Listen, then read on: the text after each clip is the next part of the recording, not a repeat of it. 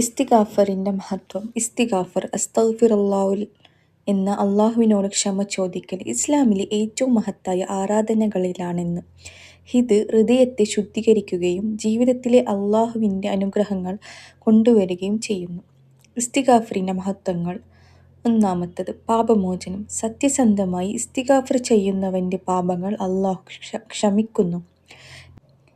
നിങ്ങളുടെ റബ്ബിനോട് ക്ഷമ ചോദിക്കൂ, തീർച്ചയായും അവൻ അത്യന്തം ക്ഷമാശീലനാണ്. ഖുർആൻ 71-ാമത്തെ ആയത്തിൽ പറയുന്നു. രണ്ടാമത്, ഹൃദയശാന്തി. ഇസ്തിഗ്ഫാർ മനസ്സിലെ ഭാരവും വിഷമവും അകറ്റി സമാധാനം നൽകുന്നു. മൂന്നാമതായി, ദുഃഖങ്ങളിൽ നിന്ന് മോചനം. പ്രയാസങ്ങളിലെപ്പോഴും ഇസ്തിഗ്ഫാർ ഒരു വഴിയാണ്. അള്ളാഹു ആശ്വാസം നൽകുന്നു. ജീവിതത്തിലെ ബർക്കത്ത്. ഉപജീവിതത്തിലും ആരോഗ്യത്തിലും സമയത്തിലും അള്ളാഹു ബർക്കത്ത് നൽകുന്നു.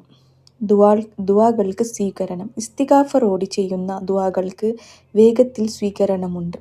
സ്വർഗ്ഗത്തിലേക്കുള്ള വഴി. നിരന്തരം ഇസ്തിഗ്ഫാർ ചെയ്യുന്നവർക്ക് സ്വർഗ്ഗത്തിലേക്കുള്ള വഴി എളുപ്പമാകും. പറയാനുള്ള ഏറ്റവും ലളിതമായ ഇസ്തിഗ്ഫാർ അസ്തഗ്ഫിറുല്ലാഹ്, ഞാൻ അള്ളാഹുവിനോട് ക്ഷമ ചോദിക്കുന്നു.